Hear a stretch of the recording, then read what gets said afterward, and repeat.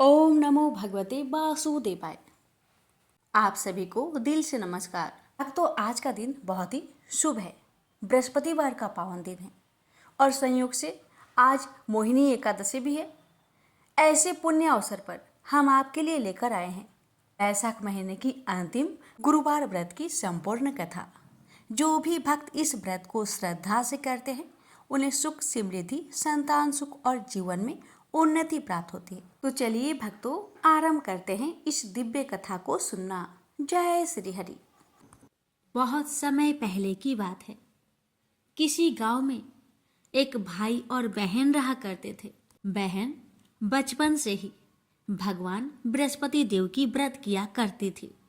बड़े ही श्रद्धा से हर गुरुवार को सुबह उठकर घर की सारी कामकाज करके स्नान करती थी और स्नान करने के पश्चात साफ स्वच्छ कपड़े, पीले रंग के कपड़े पहनती थी और भगवान विष्णु जी की केले की पेड़ पर हल्दी की गांठ, चने की दाल, गुड़ और अक्षत, फूल चढ़ाकर घी का दीप जलाकर बड़े ही श्रद्धा से पूजन करती थी और अंत में आरती करती थी और अंत में केले की पेड़ की परिक्रमा भी करती थी।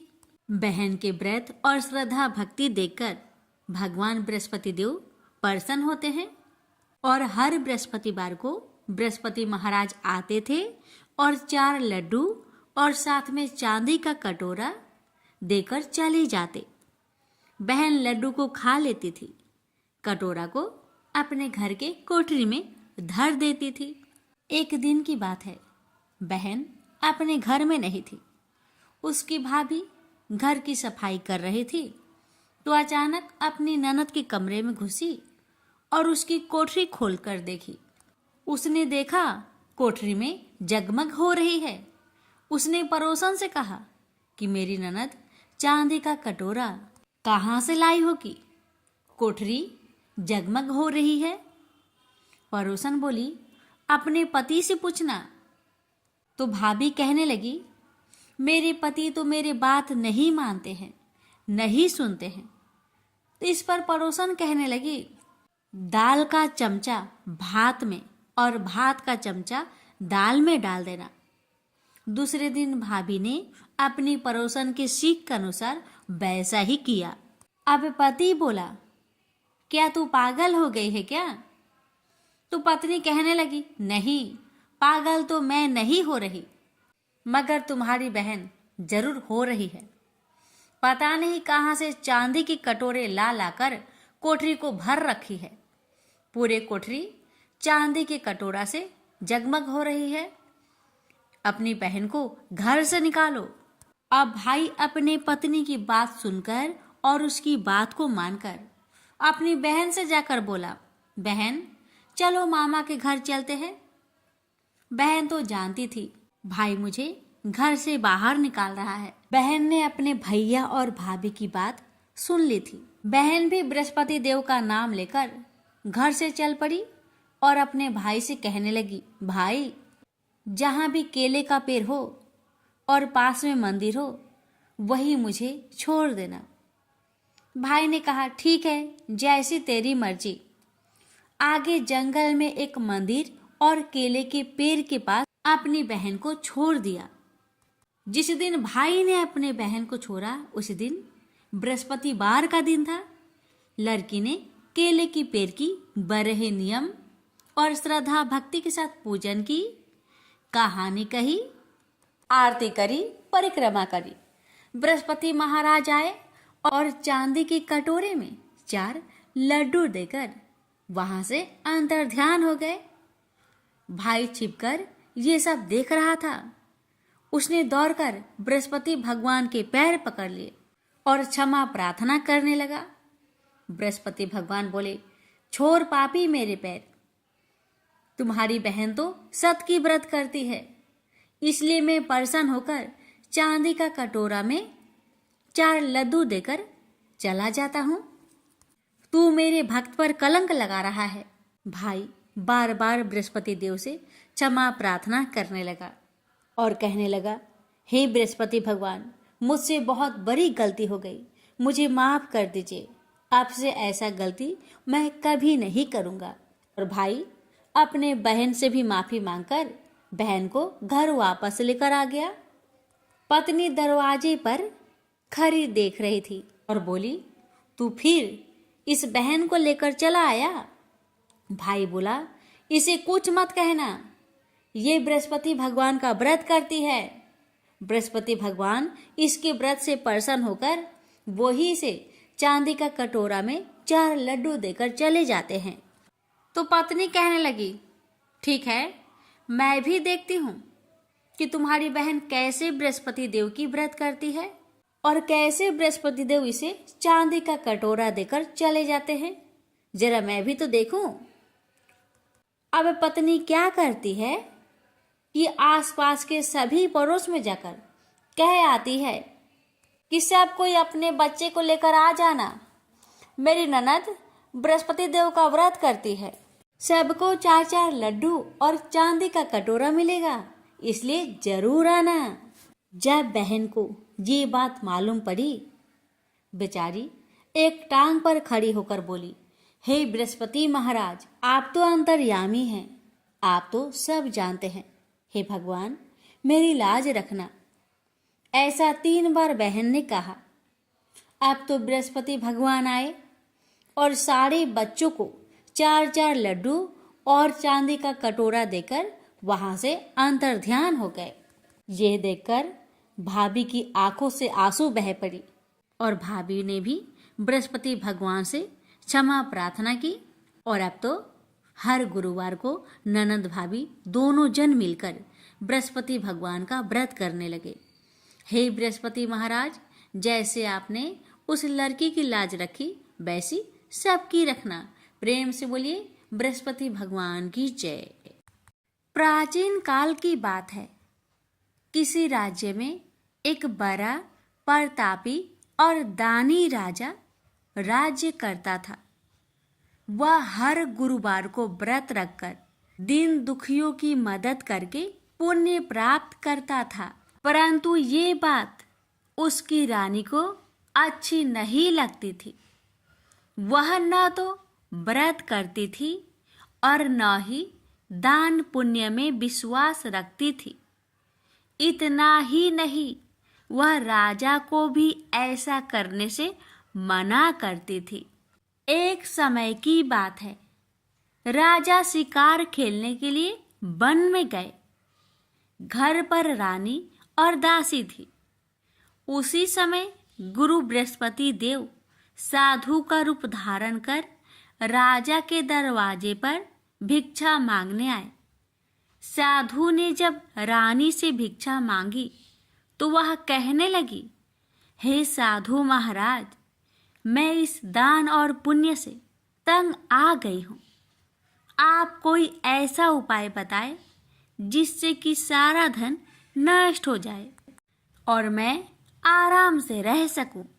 इतना सुनकर बृहस्पति देव ने कहा, हे देवी, तुम बड़ी विचित्र हो। संतान और धन से कोई दुखी होता है? अगर अधिक धन है तो उसे शुभ कार्यों में लगाओ, कुंवारी कन्याओं का विवाह कराओ, विद्यालय और बाग बगीचे का निर्माण कराओ, जिससे तुम्हारे दोनों लोग सुधरे। परंतु साधु की इन बातों से रानी को खुशी नहीं हुई। उसने कहा कि मुझे ऐसे धन की आवश्यकता नहीं है जिसे मैं दान दूं और जिसे संभालने में मेरा सारा समय नष्ट हो जाए। तब साधु ने कहा, अगर तुम्हारी ऐसी इच्छा है तो मैं जैसा तुम्हें बताता हूँ तुम वैसा ही करना। गुरुवार के दिन तुम घर को गोबर से लिपना, अपने बालों को पीली मिट्टी से धोना, राजा से हजामत बनाने को कहना, भोजन में मांस मदिरा का प्रयोग करना, कपड़े धोबी के यहाँ धुलने देना। इस प्रकार 7 बृहस्पतिवार करने से तुम्हारा समस्त धन नष्ट हो जाएगा। इतना कहकर साधु के रूप में बृहस्पति देव अंतर्ध्यान हो गए। साधु के अनुसार कई बातों को पूरा करते हुए रानी को केवल 3 बृहस्पतिवार ही बीते थे कि उसकी समस्त धन संपत्ति नष्ट हो गई। भोजन के लिए राजा का परिवार तरसने लगा। तब एक दिन राजा ने रानी से बोला कि हे रानी, तुम यहीं रहो, मैं दूसरे देश को जाता हूँ, क्योंकि यहाँ पर सभी लोग मुझे जानते हैं, इसलिए मैं कोई छोटा कार्य नहीं कर सकता। ऐसा कहकर राजा दूसरे देश चला गया। वहाँ वह जंगल से लकड़ी काट कर लाता और शहर में बेचता। इस तरह वह अपना जीवन व्यतीत करने लगा। इधर राजा के परदेश जाते ही रानी और दासी दुखी रहने लगी। एक बार जब रानी और दासी को 7 दिन तक बिना भोजन के रहना पड़ा, तो रानी ने अपनी दासी से कहा, हे दासी, पासी के नगर में मेरी बहन रहती है, वह बड़ी धनवान है, तो उसके पास जा और कुछ ले आ, ताकि थोड़ी बहुत गुजर बसर हो जाए। दासी रानी की बहन के पास गई। उस दिन गुरुवार था और रानी की बहन उस समय बृहस्पतिवार व्रत की कथा सुन रही थी। दासी ने रानी की बहन को अपनी रानी का संदेश दिया, लेकिन रानी की बड़ी बहन ने कोई उत्तर नहीं दिया। जब दासी को रानी की बहन से कोई उत्तर नहीं मिला, तो वह बहुत दुखी हुई और उसे क्रोध भी आया। दासी ने वापस आकर रानी को सारी बात बता दी। ये सुनकर रानी ने अपने भाग्य को कोसा। उधर रानी की बहन ने सोचा कि मेरी बहन की दासी आई थी, परंतु मैं उससे नहीं बोली, इससे वह बहुत दुखी हुई होगी। कथा सुनकर और पूजा समाप्त करके वह अपनी बहन के घर आई और कहने लगी, हे बहन, मैं बृहस्पतिवार का व्रत कर रही थी, तुम्हारी दासी मेरे घर आई थी, परंतु जब तक कथा होती है तब तक ना तो उठते हैं और ना ही बोलते हैं, इसलिए मैं नहीं बोली। बताओ दासी, क्यों आई थी? रानी बोली, बहन, तुमसे क्या छिपाऊं, हमारे घर में खाने तक को अनाज नहीं था। ऐसा कहते कहते रानी की आंखें भर आई। उसने दासी समेत पिछले 7 दिनों से भूखे रहने तक की बात अपनी बहन को विस्तार पूर्वक सुना दी। रानी की बहन बोली, देखो बहन, भगवान बृहस्पति देव सबकी मनोकामना को पूर्ण करते हैं। देखो, शायद तुम्हारे घर में अनाज रखा हो। पहले तो रानी को विश्वास नहीं हुआ, पर बहन के आग्रह करने पर उसने अपनी दासी को अंदर भेजा, तो उसे सचमुच अनाज से भरा एक घड़ा मिल गया। यह देखकर दासी को बड़ी हैरानी हुई। दासी रानी से कहने लगी, हे रानी, जब हमको भोजन नहीं मिलता तो हम व्रत ही तो करते हैं, इसलिए क्यों न इनसे व्रत और कथा की विधि पूछ ली जाए, ताकि हम भी व्रत कर सके। तब रानी ने अपनी बहन से बृहस्पतिवार व्रत के बारे में पूछा। उसकी बहन ने बताया, बृहस्पतिवार के व्रत में चने की दाल और मुनक्का से विष्णु भगवान का केले के जड़ में पूजन करे तथा दीपक जलाए, व्रत कथा सुने और पीला भोजन ही करे। इससे बृहस्पति देव प्रसन्न होते हैं। व्रत और पूजन विधि बताकर रानी की बहन अपने घर लौट आई। 7 दिन के बाद जब गुरुवार आया तो रानी और दासी ने व्रत रखा। घुड़सार में जाकर चना और गुड़ लेकर आई। फिर उससे केले की जड़ तथा विष्णु भगवान का पूजन किया। अब पीला भोजन कहाँ से आए, इस बात को लेकर दोनों बहुत दुखी थे। चूंकि उन्होंने व्रत रखा था, इसलिए बृहस्पति देव उनसे प्रसन्न थे। इसलिए वे एक साधारण व्यक्ति का रूप धारण कर 2 थालों में सुंदर पीला भोजन दासी को दे गए। भोजन पाकर दासी प्रसन्न हुई और फिर रानी के साथ मिलकर भोजन ग्रहण किया। उसके बाद वे सभी गुरुवार को व्रत और पूजन करने लगी। बृहस्पति भगवान की कृपा से उनके पास फिर से धन संपत्ति आ गई, परंतु रानी फिर से पहले की तरह आलस्य करने लगी। तब दासी बोली, देखो रानी, तुम पहले भी इस प्रकार आलस्य करती थी। तुम्हें धन रखने में कष्ट होता था, इस कारण सभी धन नष्ट हो गया। और अब जब भगवान बृहस्पति की कृपा से धन मिला है, तो तुम्हें फिर से आलस्य होता है। रानी को समझाते हुए दासी कहती है कि बड़ी मुसीबतों के बाद हमने यह धन पाया है, इसलिए हमें दान पुण्य करना चाहिए, भूखे मनुष्य को भोजन कराना चाहिए और धन को शुभ कार्य में खर्च करना चाहिए, जिससे तुम्हारे कुल का यश बढ़ेगा, स्वर्ग की प्राप्ति होगी और पितृ प्रसन्न होंगे। दासी की बात मानकर रानी अपना धन शुभ कार्य में खर्च करने लगी, जिससे पूरे नगर में उसका यश फैलने लगा। बृहस्पतिवार व्रत कथा के बाद श्रद्धा के साथ आरती की जानी चाहिए। इसके बाद प्रसाद बांटकर उसे ग्रहण करना चाहिए। एक दिन राजा दुखी होकर जंगल में एक पेड़ के नीचे आसन जमाकर बैठ गया। वह अपनी दशा को याद करके व्याकुल होने लगा। बृहस्पतिवार का दिन था। एकाएक उसने देखा कि निर्जन वन में एक साधु प्रकट हुए। वह साधु भेष में स्वयं बृहस्पति देवता थे। लकड़हारे के सामने आकर बोले, हे लकड़हारे, इस सुनसान जंगल में तू चिंता मग्न क्यों बैठा है?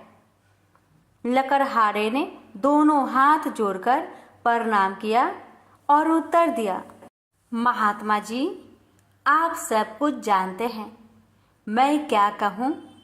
यह कहकर रोने लगा और साधु को अपनी आत्मकथा सुनाई।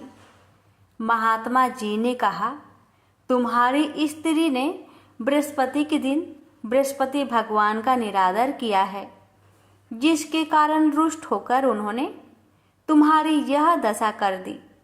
अब तुम चिंता को दूर करके मेरे कहने पर चलो तो तुम्हारे सब कष्ट दूर हो जाएंगे और भगवान पहले से भी अधिक संपत्ति देंगे।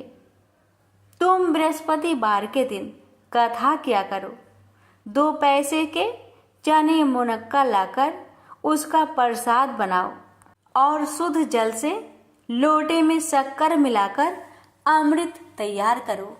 कथा के पश्चात अपने सारे परिवार और सुनने वाले प्रेमियों में अमृत व प्रसाद बांटकर आप भी ग्रहण करो।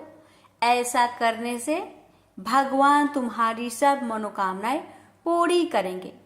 साधु के ऐसे वचन सुनकर लकड़हारा बोला, हे प्रभु, मुझे लकड़ी बेचकर इतना पैसा नहीं मिलता जिससे भोजन के उपरांत कुछ बचा सकूं।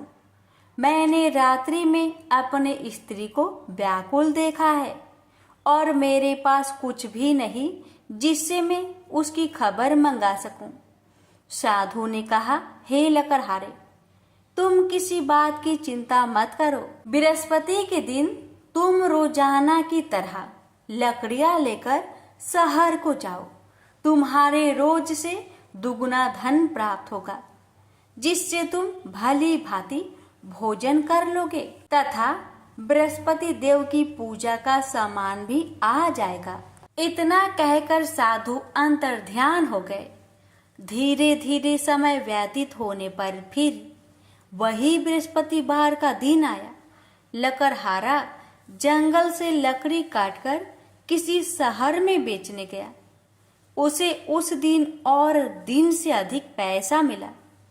राजा ने चना गुड़ आदि लाकर गुरुवार का व्रत किया।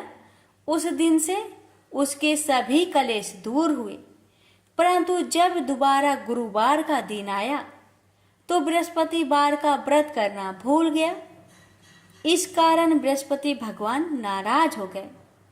उस दिन उस नगर के राजा ने विशाल यज्ञ का आयोजन किया तथा शहर में यह घोषणा करा दी कि कोई भी मनुष्य अपने घर में भोजन न बनावे, न आग जलावे। समस्त जनता मेरे यहाँ भोजन करने आवे। इस आज्ञा को जो न मानेगा उसे फांसी की सजा दी जाएगी। इस तरह की घोषणा संपूर्ण नगर में करवा दी गई। राजा की आज्ञा अनुसार शहर के सभी लोग भोजन करने गए, लेकिन लकड़हारा कुछ देर से पहुंचा, इसलिए राजा उसको अपने साथ घर लिवा ले गए और ले जाकर भोजन करा रहे थे तो रानी की दृष्टि उस खूंटी पर पड़ी जिस पर उसका हार लटका हुआ था। वह वहां पर दिखाई नहीं दिया। रानी ने निश्चय किया कि मेरा हार इस मनुष्य ने चुरा लिया है। उसी समय सिपाहियों को बुलवाकर उसको कारागार में डलवा दिया। जब लकड़हारा कारागार में पड़ गया और बहुत दुखी होकर विचार करने लगा कि ना जाने कौन से पूर्व जन्म के कर्म से मुझे यह दुख प्राप्त हुआ है, और उसी साधु को याद करने लगा जो कि जंगल में मिला था। उसी समय तत्काल बृहस्पति देव साधु के रूप में प्रकट हुए और उसकी दशा को देखकर कहने लगे, अरे मूर्ख, तूने बृहस्पति देव की कथा नहीं करी, इस कारण तुझे दुख प्राप्त हुआ है। अब चिंता मत कर। बृहस्पतिवार के दिन कारागार के दरवाजे पर 4 पैसे पड़े मिलेंगे। उनसे तू बृहस्पति देव की पूजा करना, तेरे सभी कष्ट दूर हो जाएंगे। बृहस्पति के दिन उसे 4 पैसे मिले। लकड़हारे ने कथा कही। उसे रात्रि को बृहस्पति देव ने उस नगर के राजा को सपने में कहा, हे राजा, तुमने जिस आदमी को कारागार में बंद किया है वह निर्दोष है, वह राजा है, उसे छोड़ देना। रानी का हार उसी खूंटी पर लटका है। अगर तू ऐसा नहीं करेगा तो मैं तेरे राज्य को नष्ट कर दूंगा।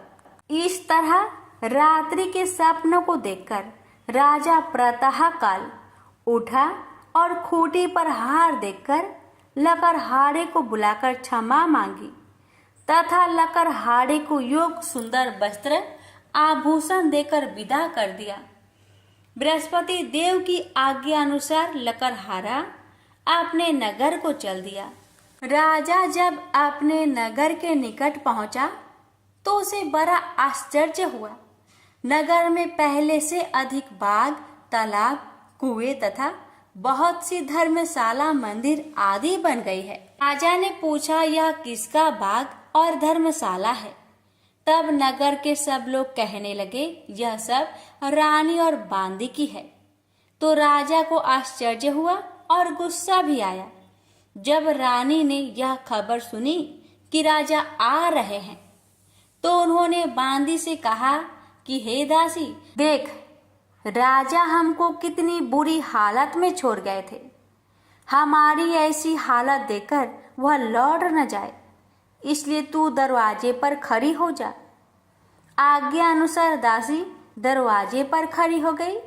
राजा आए तो उन्हें अपने साथ लिवा लाई।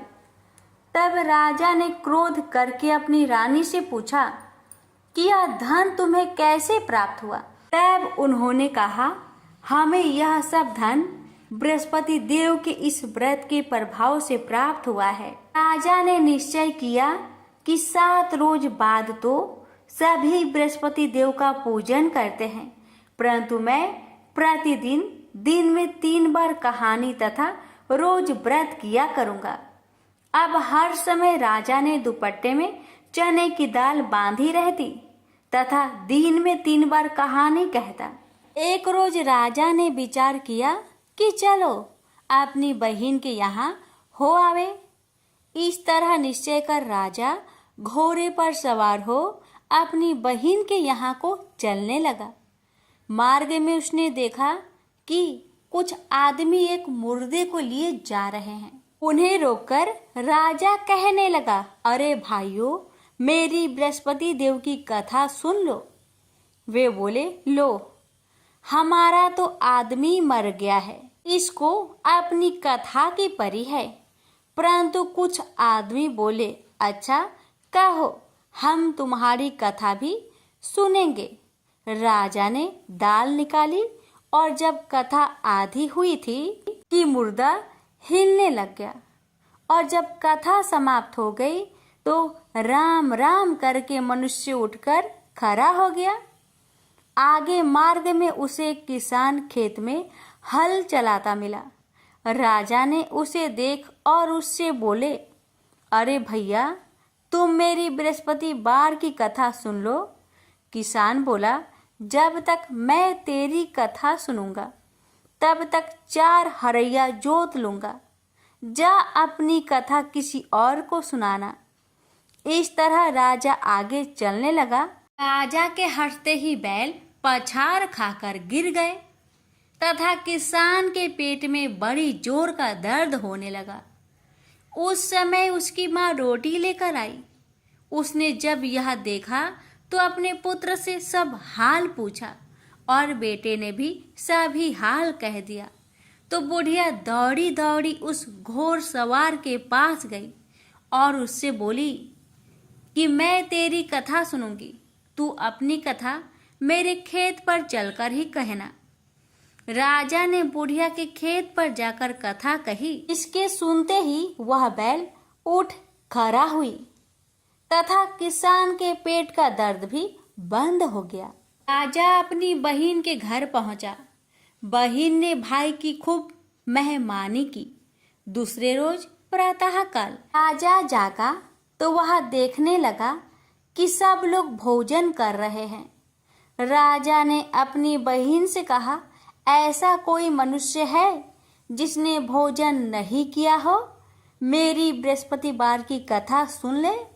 बहन बोली, हे भैया, यह देश ऐसा ही है कि पहले यहाँ लोग भोजन करते हैं, बाद में अन्य काम करते हैं। अगर कोई पड़ोस में हो तो देख आऊं। वह ऐसा कहकर देखने चली गई, परंतु उसे कोई ऐसा व्यक्ति नहीं मिला जिसने भोजन न किया हो। अतः वह एक कुम्हार के घर गई जिसका लड़का बीमार था। उसे मालूम हुआ कि उनके यहाँ 3 रोज से किसी ने भोजन नहीं किया है। रानी ने अपने भाई की कथा सुनने के लिए कुम्हार से कहा। वह तैयार हो गया। राजा ने जाकर बृहस्पतिवार की कथा कही, जिसको सुनकर उसका लड़का ठीक हो गया। अब तो राजा की प्रशंसा होने लगी। एक रोज राजा ने अपनी बहन से कहा कि हे बहन, हम अपने घर को जाएंगे, तुम भी तैयार हो जाओ। राजा की बहन ने अपनी सास से कहा। सास ने कहा, हाँ चली जा, परंतु अपने लड़कों को मत ले जाना, क्योंकि तेरे भाई के कोई औलाद नहीं है। बहन ने अपने भैया से कहा, हे भैया, मैं तो चलूंगी पर कोई बालक नहीं जाएगा। राजा बोला, जब कोई बालक नहीं चलेगा तब तुम ही क्या करोगी? बड़े दुखी मन से राजा अपने नगर को लौट आया। राजा ने अपनी रानी से कहा, हम निरवंशी है, हमारा मुंह देखने का धर्म नहीं है और कुछ भोजन आदि नहीं किया। रानी बोली, हे प्रभु, बृहस्पति देव ने हमें सब कुछ दिया है, वह हमें औलाद अवश्य देंगे। उसी रात को बृहस्पति देव ने राजा से सपने में कहा, हे राजा, उठ, सभी सोच त्याग दे, तेरी रानी गर्भ से है। राजा को यह बात सुनकर बड़ी खुशी हुई। 9वें महीने में उसके गर्भ से एक सुंदर पुत्र पैदा हुआ। तब राजा बोला, हे रानी, स्त्री बिना भोजन के रह सकती है, पर बिना कहे नहीं रह सकती। जब मेरी बहन आवे तुम उससे कुछ मत कहना। रानी ने सुनकर हाँ कर दिया। जब राजा की बहन ने यह शुभ समाचार सुना तो वह बहुत खुश हुई तथा बधाई लेकर अपने भाई के यहाँ आई। तभी रानी ने कहा, घोड़ा चढ़कर तो नहीं आई, गधा चढ़ी आई। राजा की बहन बोली, भाभी, मैं इस प्रकार न कहती तो तुम्हें औलाद कैसे मिलती। बृहस्पति देव ऐसे ही हैं, जैसी जिसके मन में कामनाएं हैं सभी को पूर्ण करते हैं। जो सदा भावना पूर्वक बृहस्पतिवार का व्रत करता है एवं कथा पढ़ता अथवा सुनता है, दूसरों को सुनाता है, बृहस्पति देव उसकी सभी मनोकामना पूर्ण करते हैं। तो प्रेम से बोलिए, बृहस्पति भगवान की जय हो। प्यारे भक्तों, बृहस्पतिवार व्रत कथा के इस पावन श्रवण के उपरांत अब हम सब मिलकर भगवान श्री सत्यनारायण की महिमा का गुणगान करेंगे। यह कथा केवल एक कहानी नहीं बल्कि एक मार्गदर्शक है जो हमें सत्य, श्रद्धा और सेवा के मार्ग पर चलने की प्रेरणा देती है। गुरुवार का दिन स्वयं श्री हरि विष्णु जी को समर्पित है और इस दिन श्री सत्यनारायण भगवान की कथा श्रवण विशेष फलदायी माना गया है। आइए अब मन, वचन और कर्म से पूरी श्रद्धा के साथ श्री सत्यनारायण व्रत कथा का श्रवण करें और भगवान की कृपा को अपने जीवन में आमंत्रित करें। प्रेम से बोलिए, ओम नमो भगवते वासुदेवाय। एक समय की बात है, नैमिषारण्य तीर्थ में सौनकादि 88,000 ऋषियों ने श्री सूत जी से पूछा, हे प्रभु, इस कलयुग में वेद विद्या रहित मनुष्य को प्रभु भक्ति किस प्रकार मिल सकती है तथा उनका उद्धार कैसे होगा। हे मुनि श्रेष्ठ, कोई ऐसा तप बताइए जिससे थोड़े समय में ही पुण्य मिले और मनोवांछित फल भी मिल जाए। इस प्रकार की कथा सुनने की हम इच्छा रखते हैं। सर्व शास्त्रों के ज्ञाता सूत जी बोले, हे वैष्णवों, मैं पूज्य आप सभी ने प्राणियों के हित की बात पूछी है, इसलिए मैं एक श्रेष्ठ व्रत को आप लोगों को बतलाऊंगा जिसे नारद जी ने लक्ष्मी नारायण जी से पूछा था और लक्ष्मीपति ने मुनि श्रेष्ठ नारद जी से कहा था। आप सब इसे ध्यान से सुनिए। एक समय की बात है, योगीराज नारद जी दूसरों के हित की इच्छा लिए अनेकों लोकों में घूमते हुए मृत्यु लोक में आ पहुंचे। यहाँ उन्होंने अनेक योनियों में जन्मे प्राय सभी मनुष्यों को अपने कर्मों द्वारा अनेकों दुख से पीड़ित देखा। उनका दुख देख नारद जी सोचने लगे कि कैसा यत्न किया जाए इसके करने से निश्चित रूप से मानव के दुखों का अंत हो जाए। इसी विचार पर मनन करते हुए वह विष्णु लोक में गए। वह देवों के इस भगवान नारायण की स्तुति करने लगे, जिनके हाथों में शंख, चक्र, गदा और पद्म थे, गले में वरमाला पहने हुए थे। स्तुति करते हुए नारद जी बोले, हे भगवान, आप अत्यंत शक्ति से संपन्न हैं। मन तथा वाणी भी आपको नहीं पा सकती है। आपका यदि मध्य तथा अंत नहीं है, निर्गुण स्वरूप सृष्टि के कारण भक्तों के दुख को दूर करने वाले आपको मेरा नमस्कार है। नारद जी की स्तुति सुन विष्णु भगवान बोले, हे मुनि श्रेष्ठ, आपके मन में क्या बात है? आप किस काम के लिए पधारे हैं, उसे निसंकोच कहो। इस पर नारद मुनि बोले कि मृत्यु लोक में अनेक योनियों में जन्मे मनुष्य अपने कर्मों के द्वारा अनेकों दुख से दुखी हो रहे हैं। हे नाथ, आप मुझ पर दया रखते हैं तो बताइए कि वो मनुष्य थोड़े प्रयास से ही अपने दुखों से कैसे छुटकारा पा सकते हैं। श्री हरि बोले, हे नारद, मनुष्य की भलाई के लिए तुमने बहुत ही अच्छी बात पूछी है, जिसके करने से मनुष्य मोह से छूट जाता है। वह बात मैं कहता हूँ, उसे सुनो। स्वर्ग लोक व मृत्यु लोक दोनों में एक दुर्लभ उत्तम व्रत है जो पुण्य देने वाला है। आज प्रेम वश होकर मैं उसे तुमसे कहता हूँ।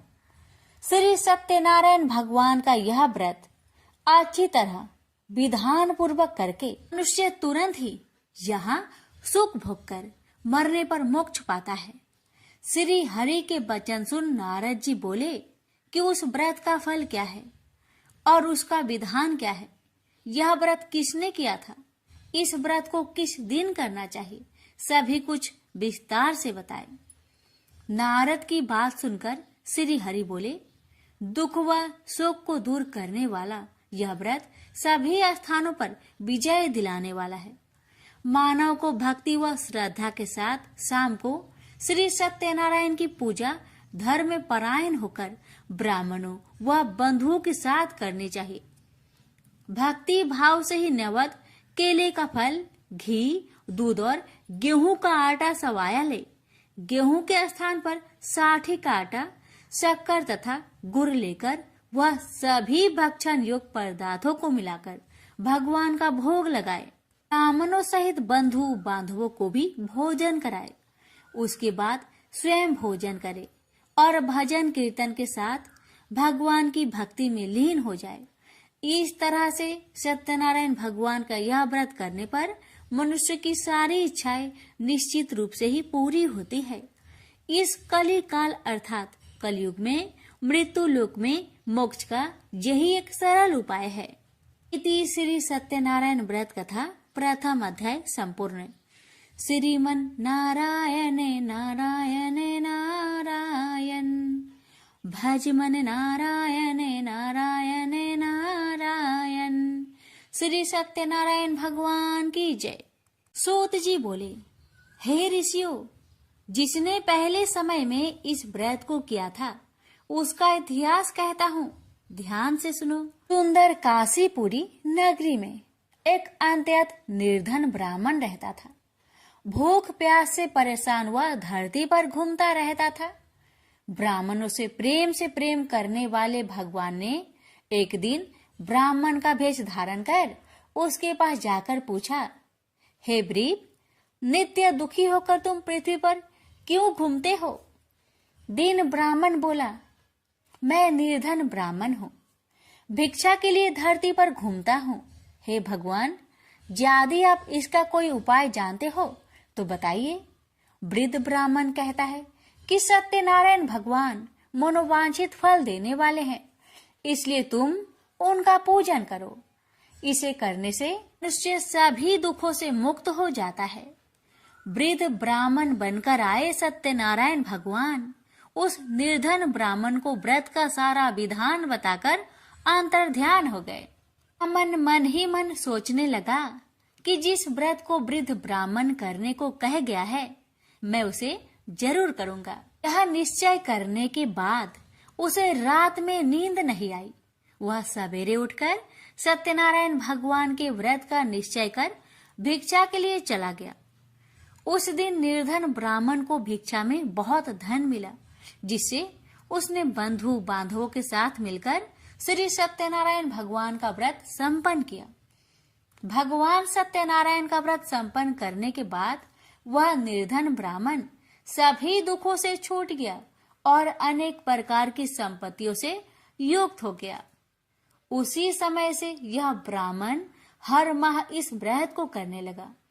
इस तरह से सत्यनारायण भगवान के व्रत को जो भी मनुष्य करेगा वह सभी प्रकार के पापों से छूटकर मोक्ष को प्राप्त होगा। जो मनुष्य इस व्रत को करेगा वह भी सभी दुखों से मुक्त हो जाएगा। सूत जी बोले कि इस तरह से नारद जी से नारायण जी का कहा हुआ श्री सत्यनारायण व्रत को मैंने तुमसे कहा। हे ब्रीपो, मैं अब और क्या कहूँ? ऋषि बोले, हे मुनिवर, संसार में उस ब्रीप से सुनकर और किस किस ने इस व्रत को किया, हम सब इस बात को सुनना चाहते हैं। इसके लिए हमारे मन में श्रद्धा का भाव है। सूत जी बोले, हे मुनियों, जिसने इस व्रत को किया है वह सब सुनो। एक समय वही ब्रीप धन व ऐश्वर्य के अनुसार अपने बंधु बांधवों के साथ इस व्रत को करने को तैयार हुआ। उसी समय एक लकड़ी बेचने वाला बूढ़ा आदमी आया और लकड़ियां बाहर रखकर अंदर ब्राह्मण के घर में गया। प्यास से दुखी वह लकड़हारा उनको व्रत करते देख ब्रीप को नमस्कार कर पूछने लगा कि आप यह क्या कर रहे हैं तथा इसे करने से क्या फल मिलेगा, कृपया मुझे भी बताइए। ब्राह्मण ने कहा कि सब मनोकामनाओं को पूरा करने वाला यह सत्यनारायण भगवान का व्रत है। इनकी कृपा से ही मेरे घर में धन्य धान्य आदि की वृद्धि हुई है। ब्रीप से सत्यनारायण व्रत के कथा के बारे में जानकर लकड़हारा बहुत प्रसन्न हुआ। चरणामृत लेकर वह प्रसाद खाने के बाद वह अपने घर गया। लकड़हारे ने अपने मन में संकल्प किया कि आज लकड़ी बेचने से जो धन मिलेगा उसी से श्री सत्यनारायण भगवान का उत्तम व्रत करूंगा। मन में इस विचार को ले बूढ़ा आदमी सिर पर लकड़ियां रख उस नगर में बेचने गया जहां धनी लोग ज्यादा रहते थे। उस नगर में उसे अपनी लकड़ियों का दाम पहले से 4 गुना अधिक मिलता है। बूढ़ा प्रसन्नता के साथ दाम लेकर केले, शक्कर, घी, दूध, दही और गेहूं का आटा ले और सत्यनारायण भगवान की व्रत की अन्य सामग्रियां लेकर अपने घर गया। वहां उसने अपने बंधु बांधवों को बुलाकर विधि विधान से सत्यनारायण भगवान का पूजन और व्रत किया। इस व्रत के प्रभाव से वह बूढ़ा लकड़हारा धन पुत्र आदि से युक्त होकर संसार के समस्त सुख भोग अंत काल में बैकुंठ धाम को चला गया। इति श्री सत्यनारायण व्रत कथा 2 अध्याय संपूर्ण। श्रीमन नारायणे नारायणे नारायणे भज मन नारायणे नारायणे नारायणे। श्री सत्यनारायण भगवान की जय। सूत जी बोले, हे श्रेष्ठ मुनियों, अब आगे की कथा कहता हूँ। पहले समय में उल्कामुख नाम का एक बुद्धिमान राजा था। वह सत्य वक्ता और जितेंद्रिय था। प्रतिदिन देव स्थानों पर जाता और निर्धनों को धन देकर उनके कष्ट दूर करता था। उसकी पत्नी कमल के समान मुख वाली तथा सती साध्वी थी। भद्रशिला नदी के तट पर उन दोनों ने श्री सत्यनारायण भगवान का व्रत किया। उसी समय साधु नाम का एक वैश्य आया। उसके पास व्यापार करने के लिए बहुत सा धन भी था। राजा को व्रत करते देखकर वह विनय के साथ पूछने लगा, हे राजन, भक्ति भाव से पूर्ण होकर आप यह क्या कर रहे हैं? मैं सुनने की इच्छा रखता हूँ, तो आप मुझे बताए। राजा बोले, हे साधु, अपने बंधु बांधवों के साथ पुत्र आदि की प्राप्ति के लिए एक महाशक्तिमान श्री सत्यनारायण भगवान का व्रत व पूजन कर रहा हूँ। राजा के वचन सुन साधु आदर से बोला, हे राजन, मुझे इस व्रत का सारा विधान कहिए। आपके कथा अनुसार मैं भी इस व्रत को करूंगा। मेरी भी संतान नहीं है और इस व्रत को करने से निश्चित रूप से मुझे संतान की प्राप्ति होगी। राजा से व्रत का सारा विधान सुनकर व्यापार से निवृत्त हो वह अपने घर गया। साधु वैश्य ने अपनी पत्नी को संतान देने वाले इस व्रत का वर्णन कह सुनाया और कहा कि जब मेरी संतान होगी तब मैं इस व्रत को करूंगा। साधु ने इस तरह के वचन अपनी पत्नी लीलावती से कहे। एक दिन लीलावती पति के साथ आनंदित हो सांसारिक धर्म में प्रवृत्त होकर सत्यनारायण भगवान की कृपा से गर्भवती हो गई। 10वें महीने में उसके गर्भ से एक सुंदर कन्या ने जन्म लिया। दिनों दिन वह ऐसे बढ़ने लगी जैसे कि शुक्ला पक्ष का चंद्रमा बढ़ता है। माता पिता ने अपनी कन्या का नाम कलावती रखा। एक दिन लीलावती ने मीठे शब्दों में अपने पति को याद दिलाया कि आपने सत्यनारायण भगवान के जिस व्रत को करने का संकल्प किया था उसे करने का समय आ गया है। आप इस व्रत को करिए। साधु बोला कि हे प्रिय, इस व्रत को मैं उसके विवाह पर करूंगा। इस प्रकार अपनी पत्नी को अवशासन देकर वह नगर को चला गया। कलावती पिता के घर में रह वृद्धि को प्राप्त हो गई। साधु ने एक बार नगर में अपनी कन्या को सखियों के साथ देखा तो तुरंत ही दूत को बुलवाया और कहा कि मेरी कन्या की योग वर देखकर आओ। साधु की बात सुनकर दूत कंचन नगर में पहुंचा और वहां देखभाल कर लड़की के सुयोग बनिक पुत्र को ले आया। सुयोग लड़के को देख साधु ने बंधु बांधवों को बुलाकर अपनी पुत्री का विवाह कर दिया। लेकिन दुर्भाग्य की बात ये कि साधु ने अभी भी श्री सत्यनारायण भगवान का व्रत नहीं किया। इस पर श्री भगवान क्रोधित हो गए और श्राप दिया कि साधु को अत्यधिक दुख मिले। अपने कार्य में कुशल साधु बनिया जमाई को लेकर समुद्र के पास स्थित होकर रत्नासारपुर नगर में गया। वहां जाकर दामाद ससुर दोनों मिलकर चंद्रकेतु राजा के नगर में व्यापार करने लगे। एक दिन भगवान सत्यनारायण की माया से एक चोर राजा का धन चुराकर भाग रहा था।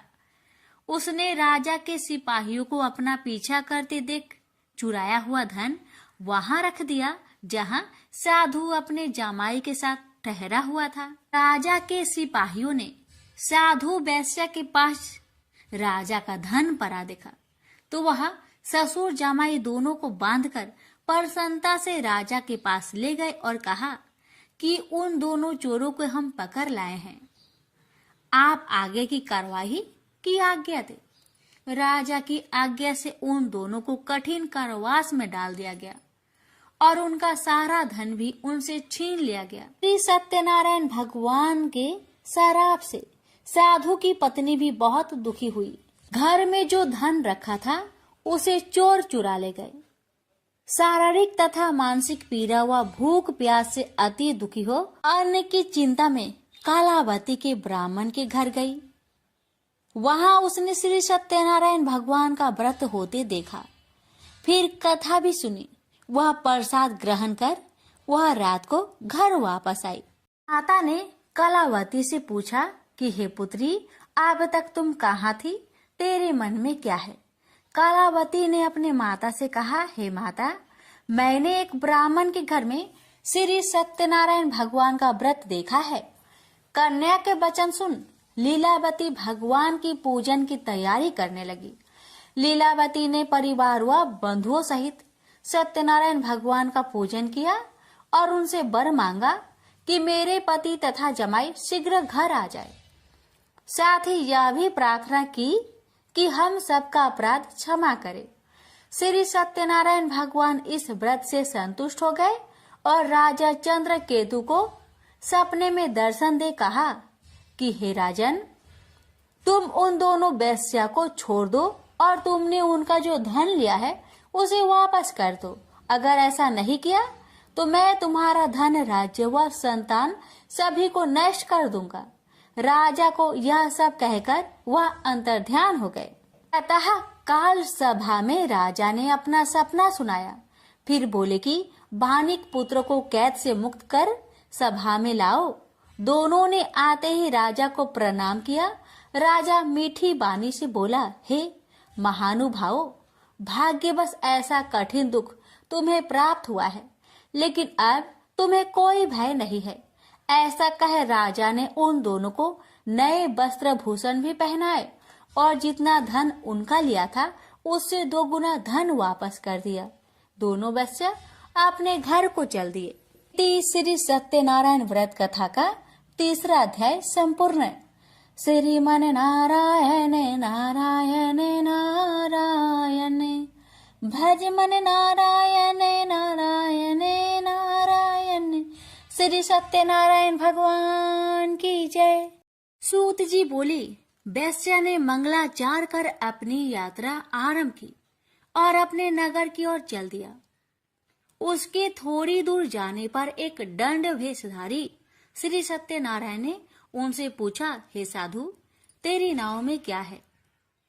अभिमानी बानिक हंसता हुआ बोला, हे दंडी, आप क्यों पूछते हो? क्या धन लेने की इच्छा है? मेरी नाव में तो बेल व पत्ते भरे हुए हैं। वैश्य के कठोर वचन सुन भगवान बोले, तुम्हारा वचन सत्य हो। डंडी ऐसे वचन कहे वहां से दूर चले गए। कुछ दूर जाकर समुद्र के किनारे बैठ गए। डंडी के जाने के बाद साधु वैश्य ने नित्य क्रिया के पश्चात नाव को ऊंची उठते देखकर अचंभा माना और नाव में बेल पत्ते आदि देख वह मूर्छित हो जमीन पर गिर पड़ा। मूर्छा खोलने पर वह अत्यंत शोक में डूब गया। तब उसका दामाद बोला कि आप शोक न मनाए, यह डंडी का श्राप है, इसलिए हमें उनकी शरण में जाना चाहिए, तभी हमारी मनोकामना पूरी होगी। दामाद की बात सुनकर वह डंडी के पास पहुंचा और अत्यंत भक्ति भाव नमस्कार करके बोला, मैंने आपसे जो असत्य वचन कहे थे उनके लिए मुझे क्षमा दे। ऐसा कहकर महान शोकातुर हो रोने लगा। डंडी भगवान बोले, हे बानिक पुत्र, मेरी आज्ञा से बार बार तुम्हें दुख प्राप्त हुआ है, तू मेरी पूजा से विमुख हुआ। साधु बोला, हे भगवान, आपकी माया से ब्रह्मा आदि देवता भी आपके रूप को नहीं जानते, तब मैं अज्ञानी कैसे जान सकता हूँ? आप प्रसन्न होइए, अब मैं सामर्थ्य के अनुसार आपकी पूजा करूंगा। मेरी रक्षा करो और पहले के समान नौका में धन भर दो। साधु वैश्य के भक्ति पूर्वक वचन सुनकर भगवान प्रसन्न हो गए और उसकी इच्छा अनुसार वरदान देकर अंतर ध्यान हो गए। ससुर जमाई जब नाव पर आए तो नाव धन से भरी हुई थी। फिर वही अपने अन्य साथियों के साथ सत्यनारायण भगवान का पूजन कर अपने नगर को चल दिए। जब नगर के नजदीक पहुंचे तो दूत को घर पर खबर करने के लिए भेज दिया। दूत साधु की पत्नी को प्रणाम कर कहता है कि मालिक अपने दामाद सहित नगर के निकट आ गए हैं। दूत की बात सुन साधु की पत्नी लीलावती ने बड़े हर्ष के साथ सत्यनारायण भगवान का पूजन कर अपनी पुत्री कलावती से कहा कि मैं अपने पति के दर्शन को जाती हूँ, तू कार्य पूर्ण कर शीघ्र आ जाना। माता के ऐसे वचन सुन कलावती जल्दी में प्रसाद छोड़ अपने पति के पास चली गई। प्रसाद की अवज्ञा के कारण श्री सत्यनारायण भगवान रुष्ट हो गए और नाव सहित उसके पति को पानी में डुबो दिए। कलावती अपने पति को वहां ना पाकर रोती हुई जमीन पर गिर गई। नौका को डूबा हुआ देख वह कन्या को रोता देख साधु दुखी होकर बोला कि हे प्रभु, मुझसे तथा मेरे परिवार से जो भूल हुई है उसे क्षमा करे। साधु के दीन वचन सुनकर श्री सत्यनारायण भगवान प्रसन्न हो गए और आकाशवाणी हुई, हे साधु, तेरी कन्या मेरे प्रसाद को छोड़कर आई है, इसलिए उसका पति अदृश्य हो गया है। यदि वह घर जाकर प्रसाद खाकर लौटती है तो इसे उसका पति अवश्य मिलेगा। ऐसी आकाशवाणी सुन कलावती घर पहुंचकर प्रसाद खाती है और फिर आकर अपने पति के दर्शन करती है। उसके बाद साधु अपने बंधु बांधवों सहित श्री सत्यनारायण भगवान का विधि विधान से पूजन करता है। इस लोक का सुख भोग वह अंत में स्वर्ग जाता है। इति श्री सत्यनारायण व्रत कथा चतुर्थ अध्याय संपूर्ण। श्रीमन नारायणे नारायणे नारायणे भज मन नारायणे नारायणे नारायण। श्री सत्यनारायण भगवान की जय। श्री सूत जी बोले, हे ऋषियों, मैं और भी एक कथा सुनाता हूँ, उसे भी ध्यान पूर्वक सुनो। प्रजा पालन में लीन तुंगध्वज नाम का एक राजा था। उसने भी भगवान का प्रसाद त्याग कर बहुत ही दुख प्राप्त किया। एक बार वन में जाकर वन्य पशुओं को मारकर वह बर के पेड़ के नीचे आया। वहां उसने ग्वालों को भक्ति भाव से अपने बंधुओं सहित सत्यनारायण भगवान का पूजन करते देखा। अभिमान बस राजा ने उन्हें देखकर भी पूजा स्थान में नहीं गया, ना ही उसने भगवान को नमस्कार किया। ग्वालों ने राजा को प्रसाद दिया, लेकिन उसने वह प्रसाद नहीं खाया और प्रसाद को वही छोड़कर वह अपने नगर को चला गया। जब वह नगर में पहुंचा तो वहां सब कुछ तहस नहस हुआ पाया, तो वह शीघ्र ही समझ गया कि यह सब भगवान ने ही किया है।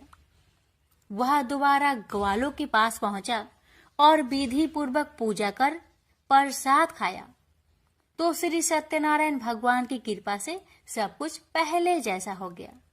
दीर्घ काल तक सुख भोगने के बाद मरोना उपरांत उसे स्वर्ग लोक की प्राप्ति हुई। तो मनुष्य परम दुर्लभ इस व्रत को करेगा तो भगवान सत्यनारायण की अनुकंपा से उसे धन्य धान्य की प्राप्ति होगी, निर्धन धनी हो जाता है और भय मुक्त हो जीवन जीता है।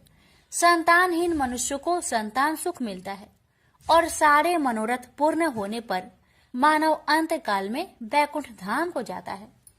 सूत जी बोले, जिन्होंने पहले इस व्रत को किया है अब उनके दूसरे जन्म की कथा कहता हूँ। वृद्ध संतानंद ब्राह्मण ने सुदामा का जन्म लेकर मोक्ष की प्राप्ति की। लकरहारे ने अगले जन्म में निषाद बनकर मोक्ष प्राप्त किया। उल्का मुख नाम का राजा दशरथ होकर वैकुंठ को गए। साधु नाम के वैश्य ने मोर ध्वज बनकर अपने पुत्र को आरे से चीरकर मोक्ष पाया। महाराज तुंग ध्वज ने स्वयंभू होकर भगवान में भक्ति युक्त हो कर्म कर मोक्ष पाया। श्री सत्यनारायण व्रत कथा का 5वां अध्याय संपूर्ण हुआ। श्रीमन नारायण नारायण नारायण भज मन नारायण नारायण नारायण। श्री सत्यनारायण भगवान की जय। जय श्री हरि। अब आपने बृहस्पतिवार व्रत कथा और श्री सत्यनारायण भगवान की व्रत कथा का पावन श्रवण किया।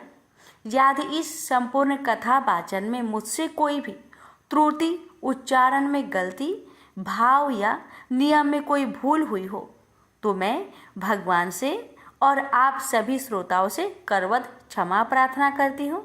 हम सबका उद्देश्य केवल भक्ति और भगवान की सेवा है और उसी भावना से यह प्रयास किया गया है। हे प्रभु, अपनी कृपा बनाए रखना और हम सभी को सतबुद्धि व श्रद्धा प्रदान करना। प्रेम से बोलिए ओम नमो भगवते वासुदेवाय। जय श्री हरि।